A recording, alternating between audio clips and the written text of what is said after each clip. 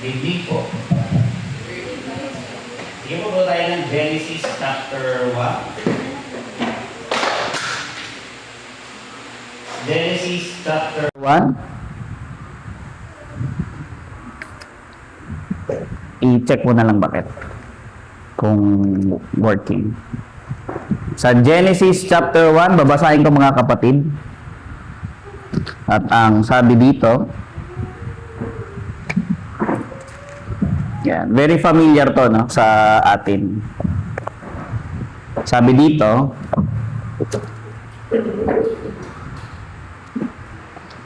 in the beginning, God created the heaven and the earth. Yan.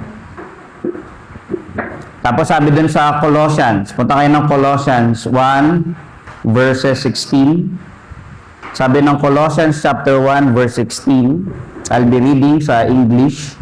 For by Him were all things created that are in heaven and that are in the earth, visible and invisible, whether they be thrones or dominions or principalities or powers. Ano to? Lahat. Sa earth, may mga ganitong positions, mga thrones, dominions, principalities, yung mga ranks ba? Ang Diyos daw ang gumawa. Kasama din yung mga invisible things or yung mga referring doon sa mga ranks ng angels. All things were created by Him and for Him. Pero yung context nito, this is about the Lord Jesus Christ. Okay, siya daw yung nag-create. Pero yung kanina yung binasa natin is ang Diyos yung creator. Dito sa Colossians, ang Panginoong Kristo yung creator. Pero pag binalikan natin yung Genesis chapter 1 verses 3, makikita natin dyan, ang sabi naman, and sa verse 3 and yan.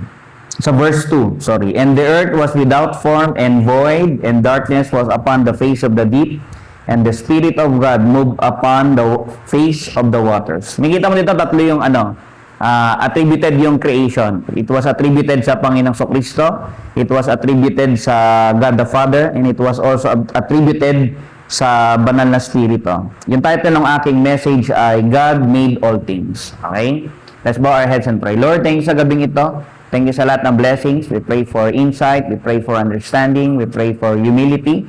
Bagaman yung lesson namin ay seems very basic, pero there's only one desire yung aking puso na makita namin kayo ng matayog.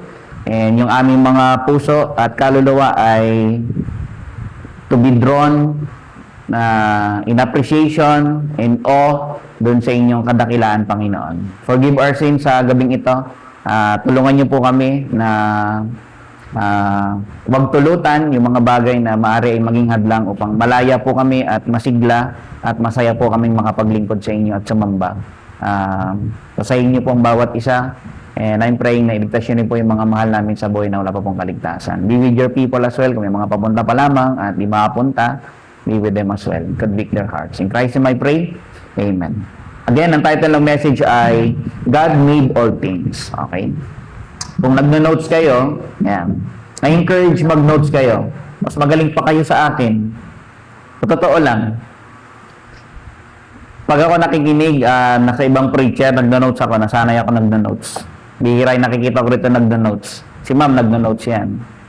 May maliit yan na Sister Marisa parang nag-jot ko madalas eh. Yung iba wala. Lalo na yung mga boys, mag-start kayong mag-separate ng notebook. Yung mga points na binabanggit ko, jot nyo yun. Nakakatalino yan, nakala nyo? Pag nag-discuss kayo sa classroom, gumagaling kayong nafi-filter nyo kaagad kung ano yung mga mahalaga at saka hindi. So mag-practice kayo mag-note taking, lalo na sa preaching. Pero yung lesson ko, parang pastor, di ba Baptist distinctives tayo? Parang iba yan. Opo, iba to. Nag-deviate muna ako doon. Pero yung lesson natin tonight, this is about what does the Bible teach. Yung mga nakaraan, Sunday ko preach yun. Yung dalawa, na ang title ay The Bible is the Word of God. Nalala niyo yun? Tapos meron akong follow-up sermon nun, yung The God of the Word. Okay? So yung lesson dun is about the Bible. Yung lesson na pangalawa is about God. Okay, nakita natin yung Trinity.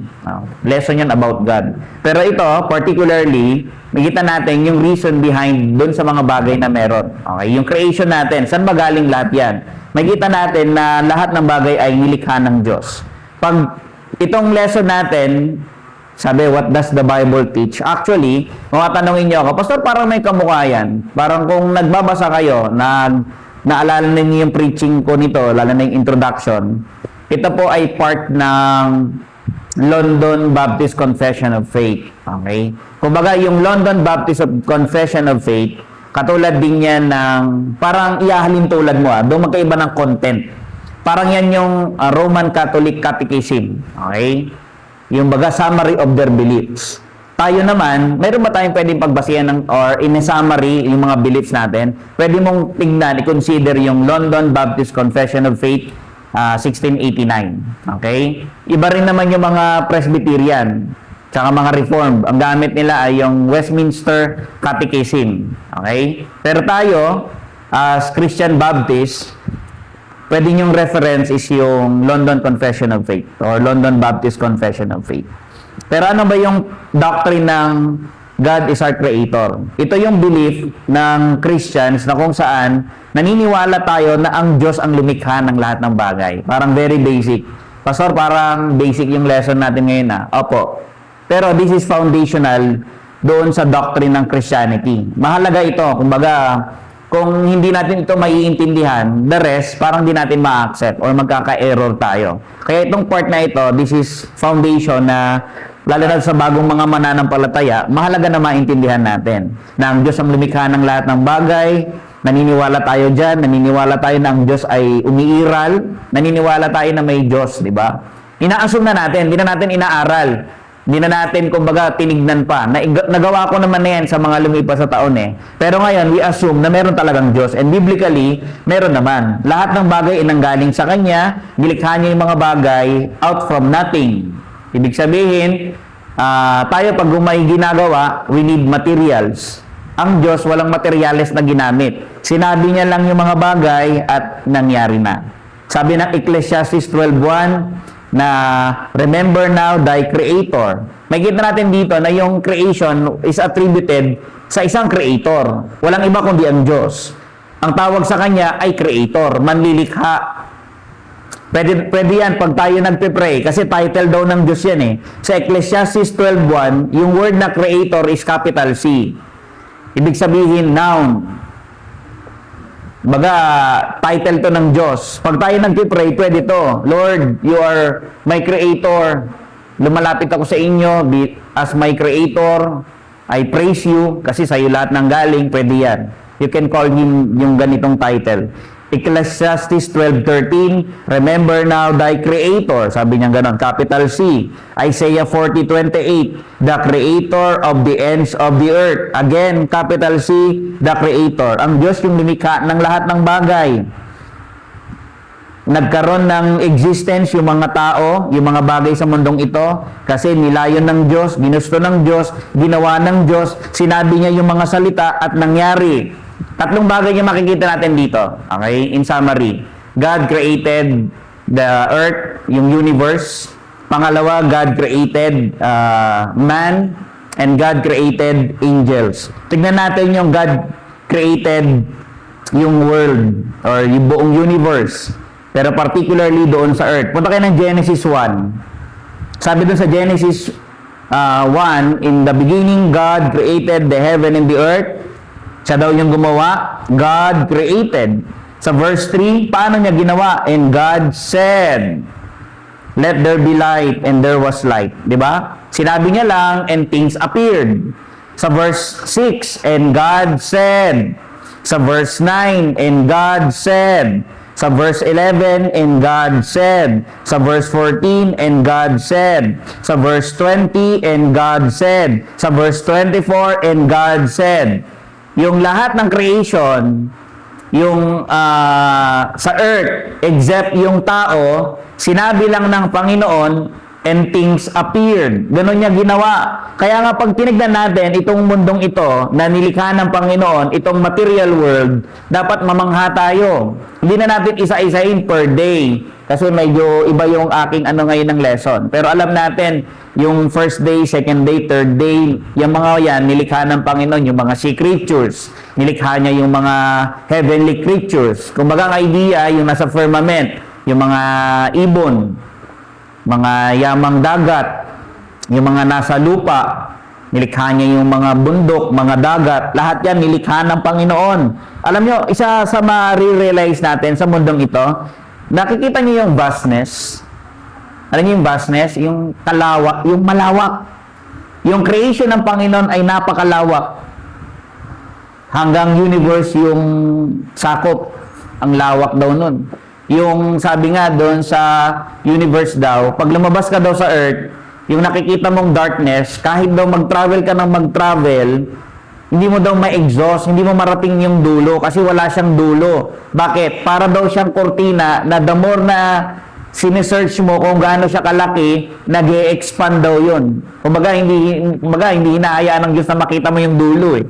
Kaya niyang i-expand daw. Ganun daw yung nangyayari. Ganun siya kalawak. Yung beauty, di nyo na-appreciate. Yung mga mahilig sa nature. Ako, mahilig sa nature. Yung mga mahilig mag-appreciate ng mga bagay sa paligid. Mahilig sa dagat. Nakikita natin, in relation dun sa binanggit natin na vastness, yung dagat, pag tinignan mo, nagsa-sunset ka, yung dagat, parang may guhit lang na ganun, di ba? Tapos yung araw, pababa na yung araw. Pero pag sinubukan mong puntahan naman yung nagbangka ka, nagbarko ka, kahit ganun lang yung nakikita mo dun sa dalampasigan, okay dun sa pinakadaag sa dagat, pag dumiretso ka naman, nasa gitna ka na ng dagat, ang nakikita mo pa rin, parang guhit lang, hindi mo makita yung mga lupa agad. Not unless malapit ka na. Ano yung point, Pastor? Ganun siya kalaki, ganun siya kaganda. Sana ma-appreciate natin. Hindi lang yung beauty, hindi lang yung immensity, pero yung intricacy or yung kanyang complexity. Nakikita niyo yung earth, ang dami kang mga bagay dito na kapag inaral natin scientifically, nakaka-amaze. Yung mga component ng tao, ano yung bumubuo sa tao, yung mga cellular natin. Sino rito yung nag-high school na experience yung gumamit ng microscope? O, si Joanne, bilis. O. Ano yung mga tinignan nyo doon? Na-try nyo? Ano yung mga na-try nyo? Naalala nyo pa? Anong mga klaseng mga nilagay nyo doon? Langgam. O, chinek nila yung langgam. Kami, ang naalala ko na nang nilagay namin ay onion. Pag tinignan mo yung cell ng onion, binamagnify nila yun, ang ganda. Napaka-intricate. Sa mata natin, hindi natin nakikita yon. Di ba? Parang, ay, onion lang ito eh. Pero pag sinubukan mong mag-microscope, napapaano ka na lang, napapawaw. Pero yung wow mo doon dapat, eventually, babalik ka, Lord, gawa mo pala to. Nakaka-amaze naman. Di ba? Dapat ganun eh. Kumbaga, mabangha tayo doon sa lumikha ng mga bagay na ito. Yung mga puno, na-appreciate natin. Yung mga hayop, na-appreciate natin. Sino mahilig manood ng mga documentaries? About National Geographic. Oh, yung mga about sa animals. About sa mga birds. About doon sa mga sea creatures. Alam nyo ba, may mga napanood ako eh. Pag nasa pinakamalalim na daw na area ng dagat, may mga sea creatures daw na nag-glow in the dark. Walang ilaw kasi doon eh. Paano sila nakakakita? Paano sila nabubuhay doon? Paano nila nakikita yung mga bagay? Built-in na pala sa katawan nila yung glow in the dark. O sila mismo umiilaw yung katawan. May mga nakita akong creatures doon para daw sila, may antena sila, yung nakita ko. Tapos yung antena nila, yung dulo, umiilaw. Creature yun ha, living creature. Kaya nga pag naisip mo, grabe, gawa rin ng Panginoon yun. Tayo, hindi na natin nakikita yun eh. Masyado. Kumbaga, not unless magkaroon ka ng pagkakataon na ma-encounter mo yung ganong palabas, mga documentary. Pero one thing na gusto ko makita natin doon is yung ma-appreciate natin na yung mga bagay sa mundong ito ay mayroong manlilikha at yun ay walang iba kundi ang Diyos. Alam nyo, bakit mo gusto pastor na maging ganun yung reaction natin? Bakit gusto mo na ma-appreciate natin yung creation? Kasi yun ang tama mong gawin. Di ba? Pag kayo gumagawa, alam po ba natin na ang Diyos ay naluluwalhati kapag tayo nag-a-appreciate ng kanyang mga ginagawa, nag-glorify siya doon. Yung mga creation ng Panginoon, ito, ang sabi ng Panginoon dun sa Genesis chapter 1, kapag after niya gumawa ng mga bagay-bagay, anong sinasabi niya? Example, doon sa Genesis chapter 1. Bibigyan ko lang kayo ng example sa verse 18. Ano sabi niya? And God saw that it was good. Every day, kapag may create ng Panginoon, ang sinasabi niya, and sabi ron, and God saw that it was good. Second day, after niya mag-create, ganun ang reaction niya ulit. And God saw that it was good. Nakikita daw ng Panginoon at na-appreciate niya ang ganda-ganda ng creation niya. Tayo din, ganun yung dapat na maging reaction natin. Ma-appreciate natin, mamangha tayo doon sa mga gawa ng Panginoon kasi doon siya naluluwalhati. Tingnan niyo si David, punta kayo ng Psalm 19. Ito ang ganda. Sana makapture natin yung nararamdaman ni David nung moment na to. Kung paano niya view yung creation ng Diyos. Ang sabi niya dito, the heavens declare the glory of God and the firmament showeth His handiwork. Si David, appreciative sa creation. Alam niya, sabi niya, the heavens declare the glory of God. Anong heavens? Yung firmament, yung universe. Kasi kapag tumingin ka sa langit, may nakikita kayong ulap. Pag lumabas kayo dyan, may heaven pa dyan, yung outer heaven. Yan yung heavens. Kasi baka may tanong natin, bakit plural yan? Kasi merong firmament, yung nililiparan ng ibon, tapos merong pang heaven dun sa labas ng earth. Heaven din yan, pwedeng tawaging heaven. Pero dito si David, sabi niya, tinignan niya yung creation ng Panginoon. Ang sabi niya, yung heaven na yan, nagde-declare yan ng glory ng Diyos. Ipinapahayag ng creation kung gaano kaluwalhati ang Diyos, kung gaano ka makapangyarihan ng Diyos. Sabi niya, the firmament showeth His handiwork. Yang langit na tinitignan ko, sabi ni David, pinapakita niya yung kamay ng Diyos. Ang nakikita ko sa creation, yung kamay ng Diyos, sabi ni David.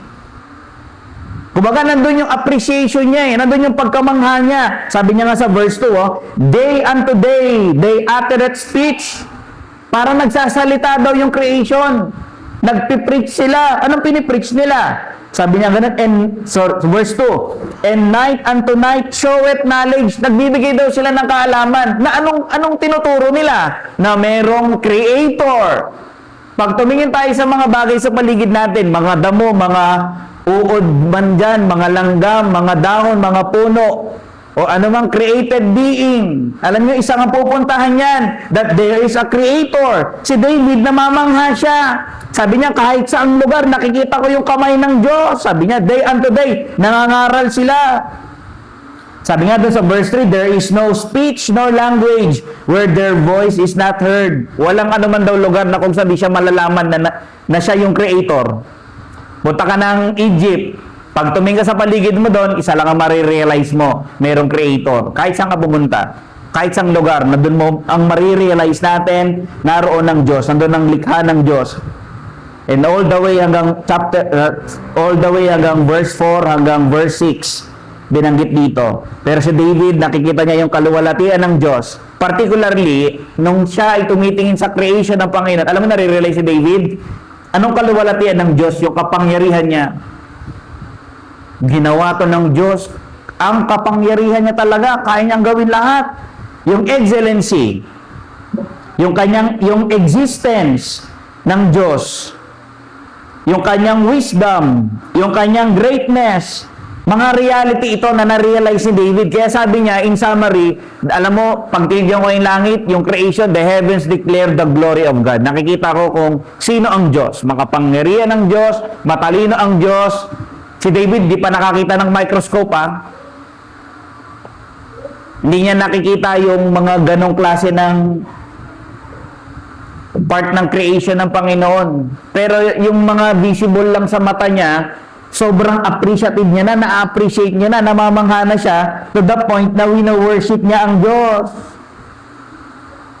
Tayo may creator. As a created being, mahalaga na ma-realize natin ito and we worship God.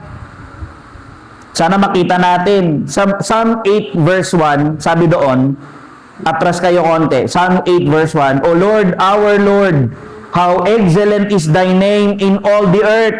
Thou hast set thy glory above the heaven. Sabi ni David, how excellent is thy name. Ang idea, how exalted you are. Lord, talagang exalted ka, talagang kataas-taasan ka, talagang dapat kang maitaas. Ano yung point dito? Ang sinasabi ni David, pwede mong palitan yung word na how excellent is thy name. Yung phrase na yan, pwedeng ang ibig sabihin din yung ganito, how glorious you are. Lord, how glorious you are. Lord, gaano ka kamangha-mangha. Hindi ko masukat. Basta ang alam ko, kamangha-mangha ka. And then sabi nga sa verse 2, out of the mouths of babes and suckling hast thou ordained strength because of thine enemies, that thou mightest fail the enemy and the avenger. Verse 3, when I consider thy heavens. Alam niyo yung word na consider? Pag iniisip ko, pag pinagbubulayan ko, sabi niya, when I consider your heavens, pag nakikita ko yan, Lord, the work of thy fingers, sabi ni David. Hari na to, ha? Sabi niya, the moon and the stars which thou hast ordained. Sabi niya, when I contemplate ito, Lord, as I look sa creation, tapos kino-contemplate ko yung beauty nila, yung intricacy ng design nila, Lord, I'm lost sa worship. Ang ginagawa ko na lang, pinupuri kita. Ang sabi ni David, Lord, how glorious you are. Pag tayo nakakakita ng mga yan, yun dapat ang magiging end natin. Lord, you are great. You are glorious. Hindi ko alam, bakit lagi na nakikita ni David, lagi niya nababanggit yung heaven. Si Lord Jesus, kapag nagpe-pray, siya sa tumitingin, the heaven. Ano ginagawa niya dun sa garden? Tinataas niya yung mata niya. Eh sila David, ba't gano'n? Ang laging nilang nababanggit yung heaven. Siguro, madalas, hindi lang siguro. When they pray, they look above. Lord. Sino yung gano'n? Parang naglalakad. O kaya nag-walking, napapatingala ka lang sa langit. Lord, ang ganda ng langit. Ikaw ang gumawa niyan. Diba? Mga kapatid, ano to, very basic yung lesson, parang basic, pero I hope makita natin kung gaano kadakila yung Diyos natin. Tapos sa normal daily life natin, lumabas yun, Lord, lahat to sa'yo. Kasama nga ako doon. Mamaya makikita naman natin yung part na yun. Ito si David, hari na to, naisip pa niya yan. Alam mo, habang nakikita niya kung gaano kalawak yung creation, gaano kadakila ang Diyos, na-realize siya sa verse 4, sabi niya, Lord, what is man that thou art mindful of him, and the son of man that thou visitest him? For thou hast made him a little lower than the angels, and hast crowned him with glory and honor. Lord, sa lahat ng creation mo, di ko, kumbaga, yung tao, bakit mo pa ba inisip yung mga tao?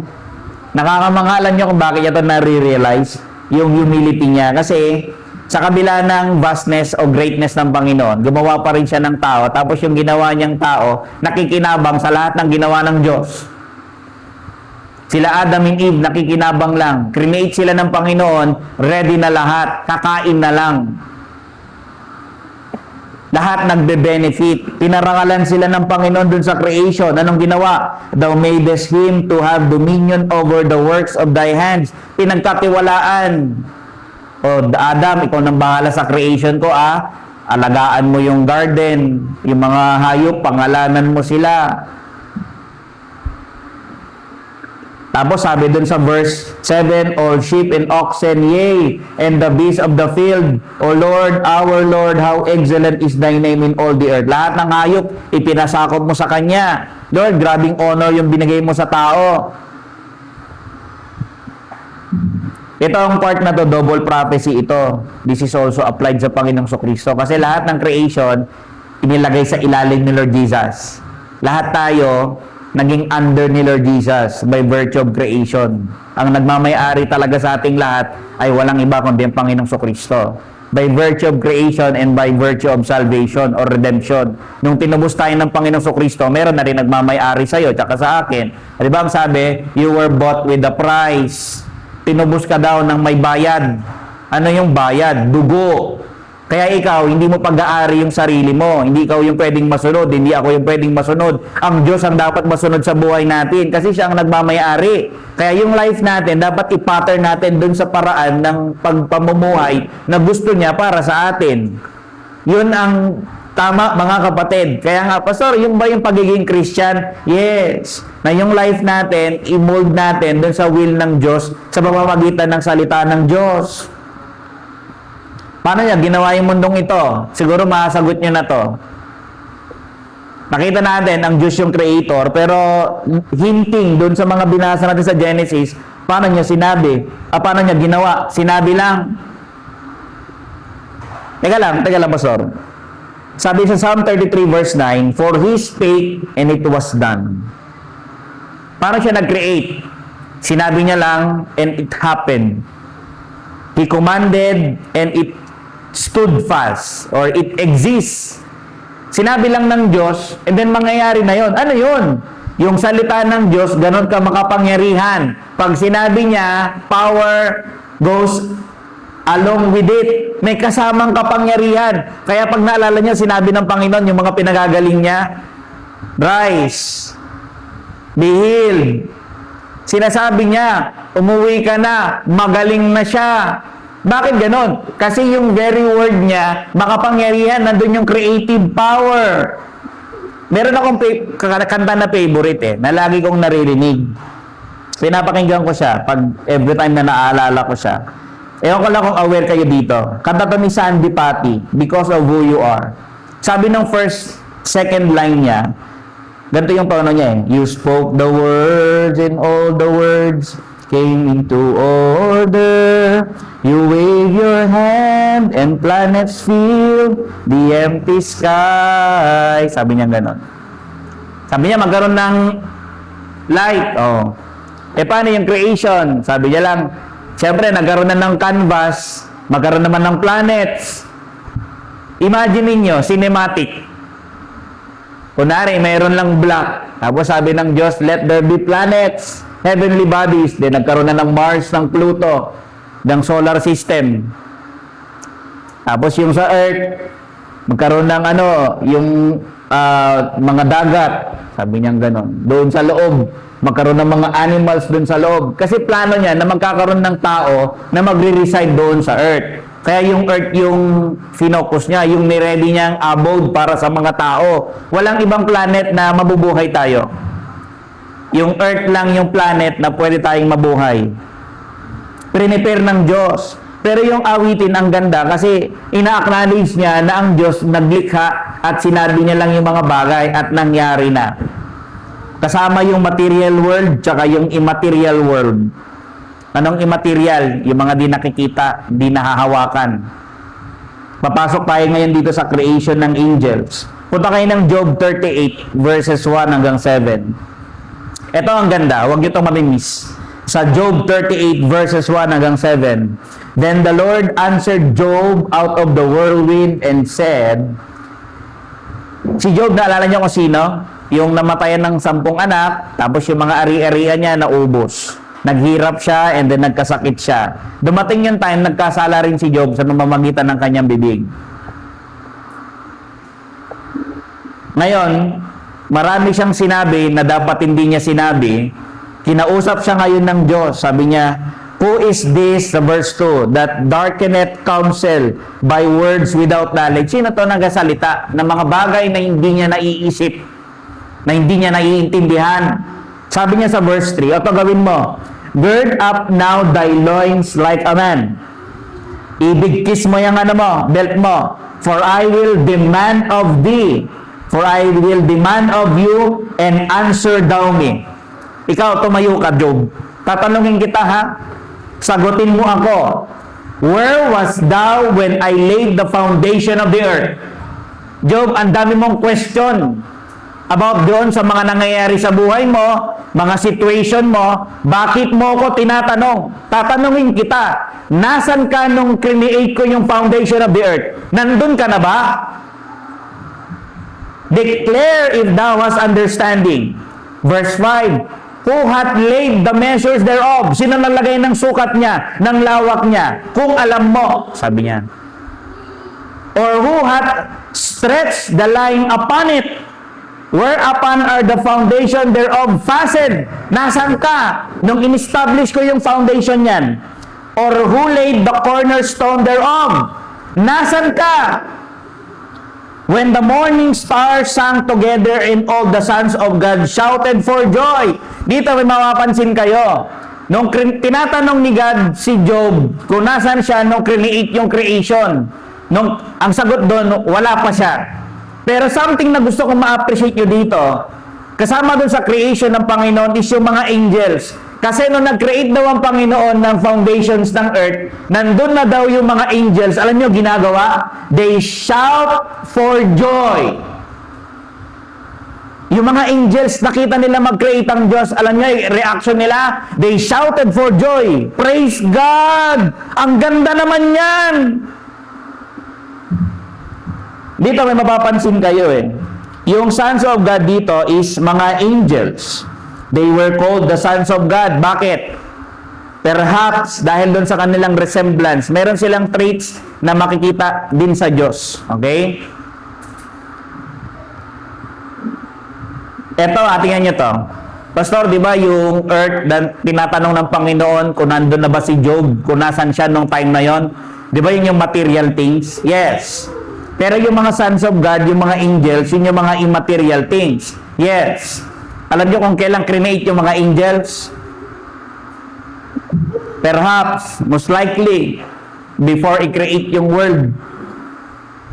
Nauna silang create before yung creation. Kaya nung create yung mga bagay-bagay, nagre-react sila, they shouted for joy, ang sabi ng Diyos. Asan ka, Job, nung ginawa ko yung mga bagay? Wala pa, di ba? Pero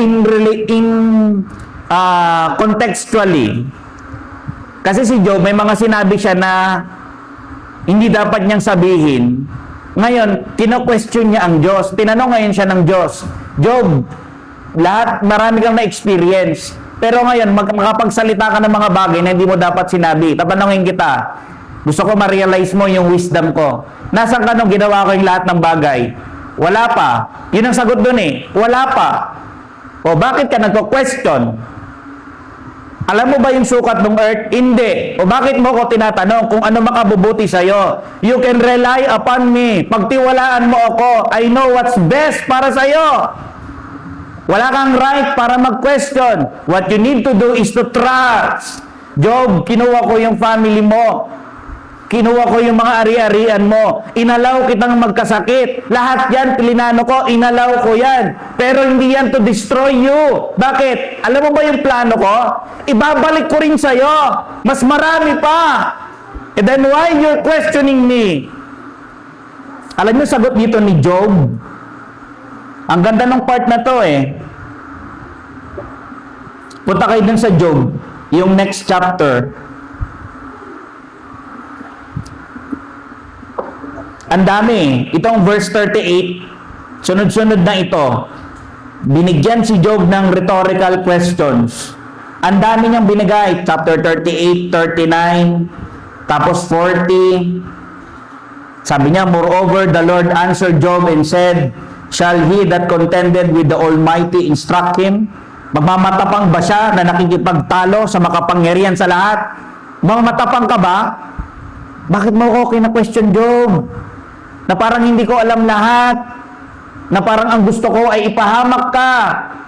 Alam mo sabi ni Job sa verse 3? Then Job answered the Lord and said, ito na lang ang sabi niya, narito, ako'y walang kabuluhan. Lord, wala akong kwenta. Kasi bakit? Tao lang ako, create mo lang ako, tapos tinatanong kita, sino ba ako?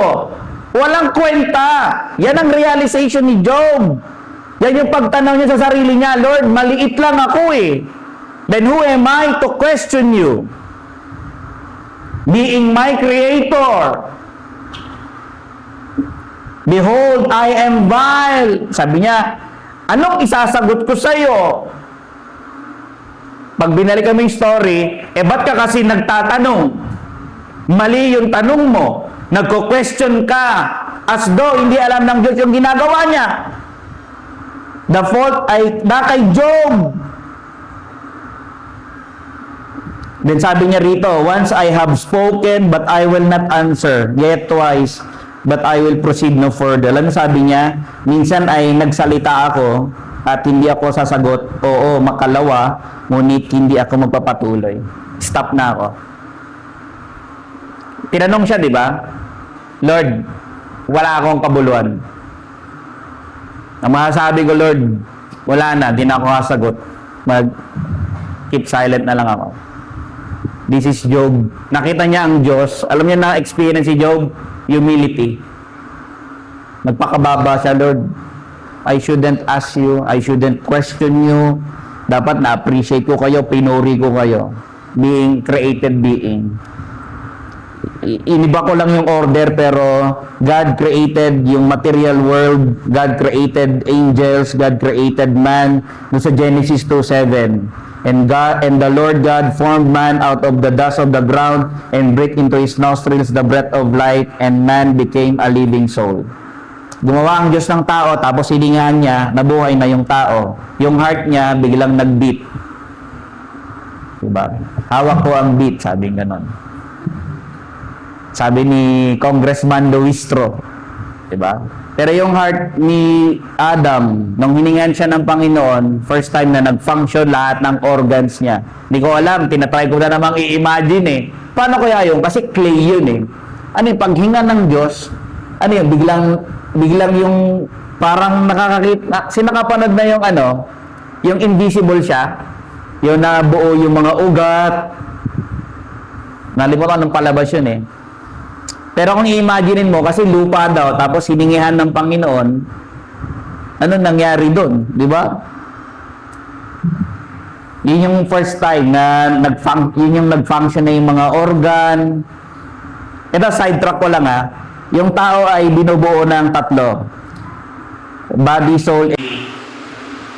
Dito, nung create ng Panginoon ng tao, may meron siyang physical body,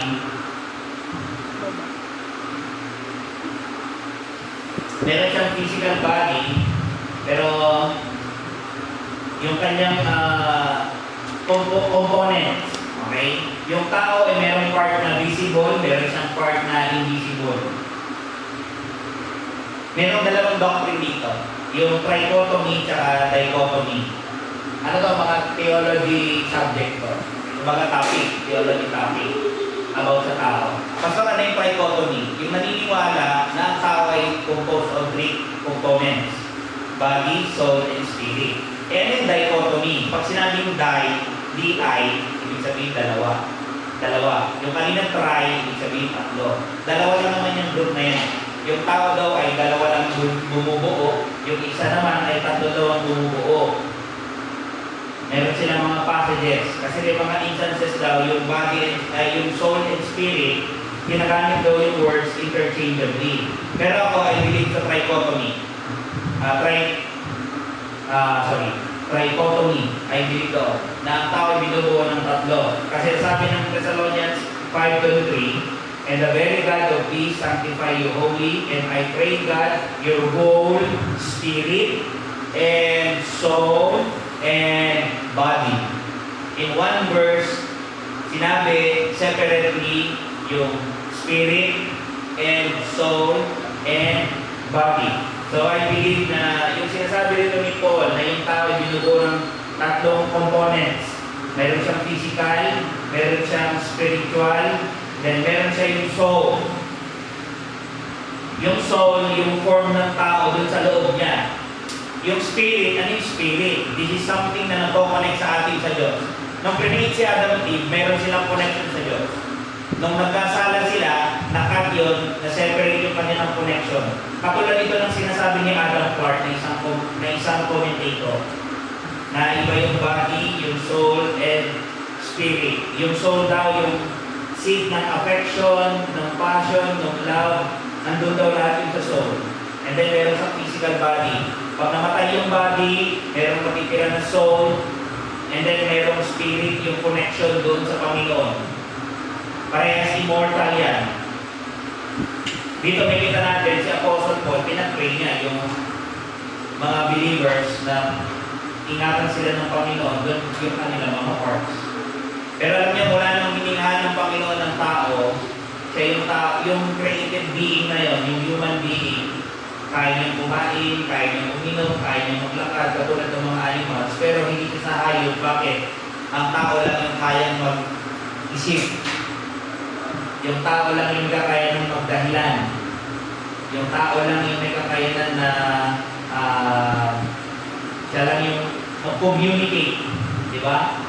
Alam niyo mga kapatid, binanggit ko at the beginning ng introduction kanina, na yung creation ay attributed sa Trinity.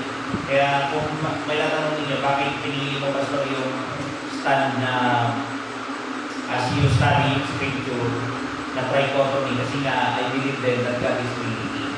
So when God said that as make man in our likeness, katulad natin na Trinity, yung tao din ay bubuhay ng tatlo. So kahit sa human being, nagre-reflect pa rin yung pagiging Diyos ng ating Diyos. Pero ano yung goal mo, pastor, sa sermon na ito? Simple lang po.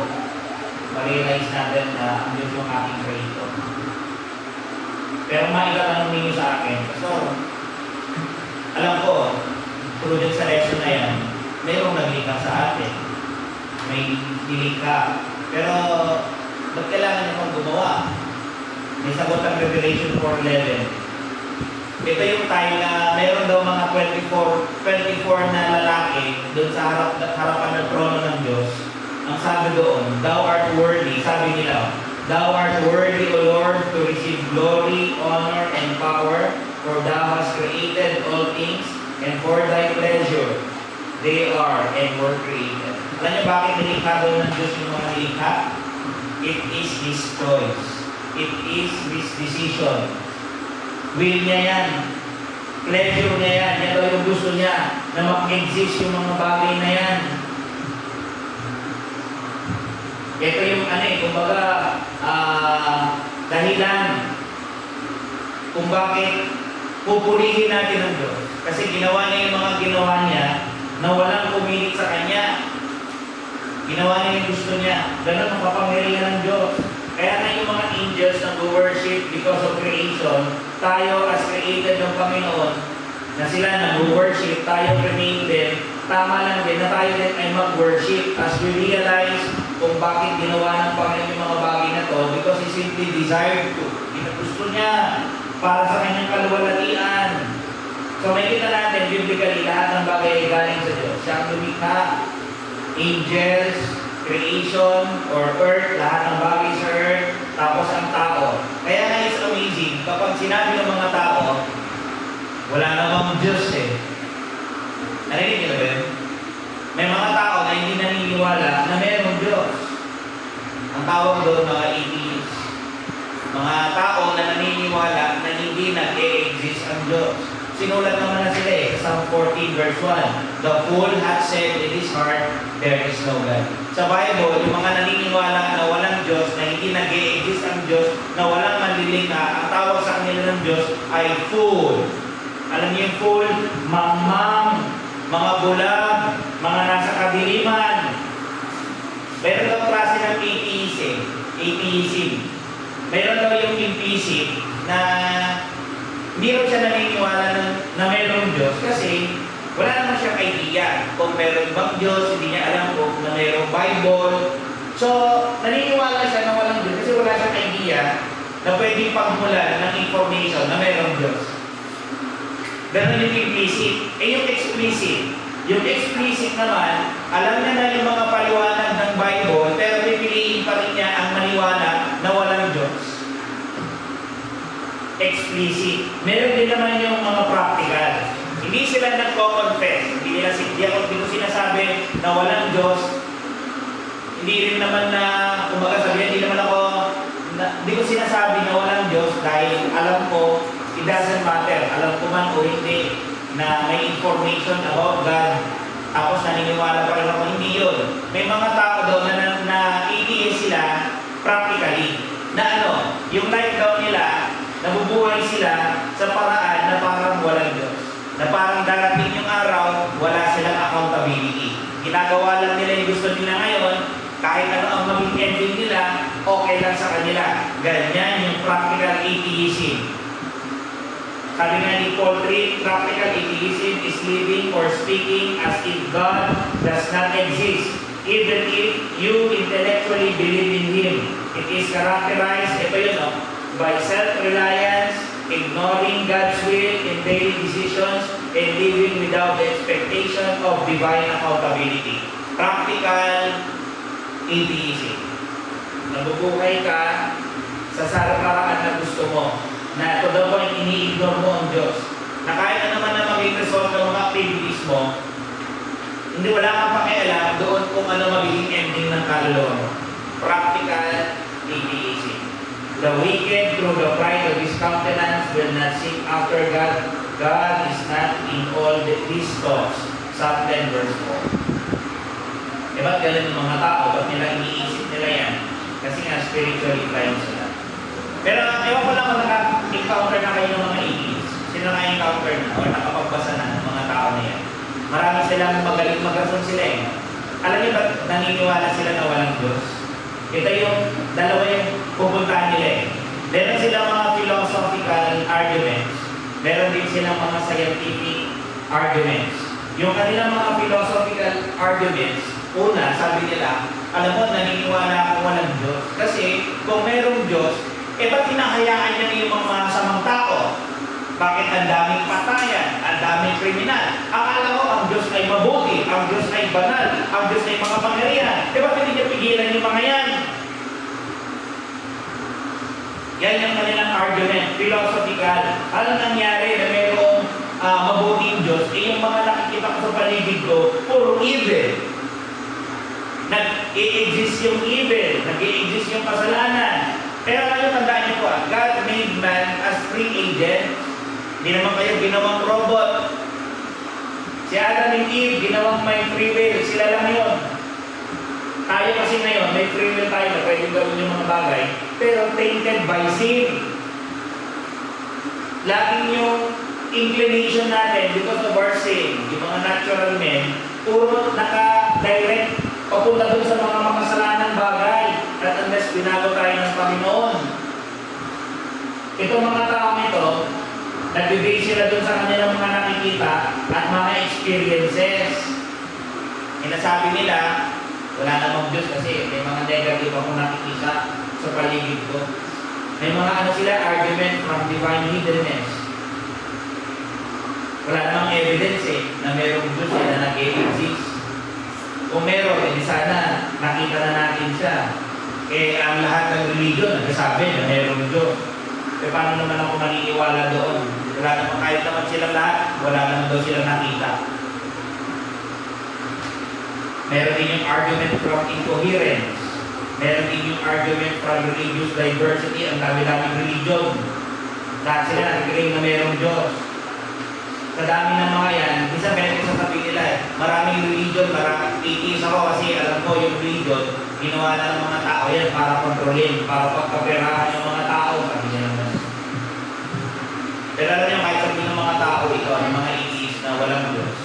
Pero the mere existence na meron sila, sa sarili nila, merong evidence na meron Diyos sila, na merong Diyos. Merong binigay sa kanilang Panginoon na idea ng moral right and wrong. Alam niyo yun? Conscience. Kahit hindi naman kayo ligtas nun tayo Pag tayo gumagawa ng mali, parang may naiisip ka na parang mali ito. Hindi ka pa safe dyan ano yun? Conscience. Nilagyan ng Diyos ng conscience ang bawat tao. Lahat ng created being ay mayroong conscience. Yan nagdidikta na mayroong tama at mali. So may kita natin, by giving conscience sa mga tao, nakalagay sa Romans 2:14 and 15, may kita natin na yung mga tao, mga moral beings sila, meron silang sense of right and wrong. Pinake tayo ng gano'n. Problema nito mga to, dinideny nila. Aside sa mga philosophical, meron silang scientific argument, lack of empirical evidence. Wala naman daw information na pwedeng mabasa o scientific evidence na in-experiment para makita natin mayroong Diyos. Wala naman daw ganun. Sasabihin nila, ang explanation nila, isang galing ng mga bagay, evolutionary, nag-evolve lahat. Diba? Alam mo yun, yung theory ng evolution, ano yung purpose ng pinaka-aim ng theory of evolution? Na ang tao galing daw sa cell, sa molecule, tapos lumipas yung thousands of years, naging tao na daw, naging unggoy, tapos later on nag-evolve, naging tao. Maraming tao naniniwala, galing sila sa unggoy. Naniniwala ba kayo? Nagaling kayo sa unggoy? Di, naniniwala ang galing na sa unggoy? Tulog si Daddy. Di, cremate tayo ni God. May joke ako dyan eh. Diba? Bahala kayo kung naniwala kayong anak galing sa unggoy, ako hindi. Diba? Pero yung tao ay ginawa ng Diyos. Pero ano yan, sinasabi ko lang dito, yung mga tao na yan, marami silang reason na huwag paniwalaan na may nag-i-exist na Diyos. Gagawin nila yung lahat just to think and believe na walang Diyos. Ayaw nila ng accountability. Paano mo sila i-deal? Pag iba yung mga tao, sabi ng Proverbs, let me end. Proverbs 26 verse 4 hanggang 5, answer not a fool according to his folly. Then sa verse 5, answer a fool according to his folly. Teka na pastor, parang contradicting. Sabi ng Proverbs 26:4, huwag mo raw sagutin yung mga mangmang na yan. E ba't sabi ng verse 5, sagutin mo naman daw? Ano yung pagkakaiba? Ang pagkakaiba dun sa verse 4, huwag mo raw silang sagutin to the point na the way kung paano sila sumasagot. Kumbaga, nandun yung insult. Kasi sila nag-i-insulto sa Diyos eh. Huwag kang gumamit ng pag-i-insulto rin sa kanila. Kasi kapag ganun ginawa mo, ina-answer mo sila according doon sa kanilang pamambangan. Sabi nga, answer not a fool according to their folly. Pero bakit sinabi na answer a fool according to their folly? Ano naman ang ibig sabihin nun? Sagutin mo daw sila ayon sa pamambangan nila. Na ang idea, pag sila nakipag-usap sa'yo, bigyan mo sila ng sagot, ipaliwanag mo yung sagot mo. Bakit? Kasi kapag naghiwalay kayo, maganda yung in-explain mo yung side mo about who God is, para pag naghiwalay kayo, ang iisipin niya, hindi naman niya iisipin na, okay ka mo, hindi niya na ipaliwanag. At least kung nagpaliwanag ka, hindi siya magmamalaki. Okay ka mo, sabi niya Christian siya, alam niya yung Bible, tinanong ko, hindi nakasagot. Huwag mo daw haayaan na dumating sa ganung point. Kasi magmamalaki siya pag naghiwalay kayo. Kaya you have to answer according to their folly, and you are not to answer a fool according to their folly. Huwag mo silang gayahin the way kung paano sila makipag-usap. Pero alam nyo, let me end with this realization. Ang lahat ng bagay ay nilikha ng Diyos. Hindi lang niya nilikha yung mga bagay, siya rin ang nagpapanatili nito. God sustains everything. Not only that God made all things, He also sustains all things. Alam niyo yung sustain, Colossians 1:17, and He is before all things, and by Him all things consist or subsist. Lahat ng bagay ay umiiral dahil sa Diyos. Yung mga tao daw ay binubuo ng atoms. Okay? Doon sa mga atoms, meron daw yan, pag wala daw yung nagbabahin sa kanila, mag-iwa-hiwalay daw yan. So yung mga tao, bakit buo pa tayo ngayon? Kasi nga, may nag-sustain. May napapanatili sa atin, may kumokontrol sa atin para mag-exist tayo. And that is God. God made all things, God sustained all things, and God will judge all. Lahat ng tao, kahatulan din. Hindi lang nila tayo ginawa, hindi lang niya tayo sinustain, tayo din daw ay kanyang kahatulan. Kaya yung mga hindi kaligtas, habang may pagkakataon kayo magsisi at sumampalataya sa pangalan ng Panginoon Kristo. Kung ligtas naman kayo ngayong gabi, sana ma-appreciate niyo yung Diyos na tumubo sa inyo, lumikha sa inyo, and Patakutan natin ng Diyos at sundin natin siya, lalo pa sa ating mga buhay. Let me end with a quotation. Sabi ni John Piper, in regards sa subject of creation, sabi ni John Piper, God created us to know Him. Ba't kayo ginawa? Para makilala ko daw siya o magpakilala siya sa'yo. At kapag nakilala mo siya, sabi niya, God created us to know Him and love Him. Pag nakilala mo ang Diyos, ang susunod na step, mamahalin mo siya. Nalaman mo na meron akong pinanggalingan, meron akong purpose, yun ay para i-worship ang Diyos, makilala ko siya, mahalin ko siya, and then after noon, and show Him. Paano show Him? Ipakilala sa iba. You are to know God, to love Him, and to show Him. Kanina mo siya i-show sa iba para same yung experience nila. Pag tinuro mo sa iba kung sino ang Diyos, they will know God, and they will love God, and then ang gagawin din nila sa iba, papakilala din ang Diyos. Ulitin natin yung process o yung sequence mga kapatid. God made all things. Let us bow our heads and pray. Lord, thank you sa gabi nito. We give praise and thanks sa inyo. Praise my praying. Sige po, prayer partnering na lang tayo mga kapatid.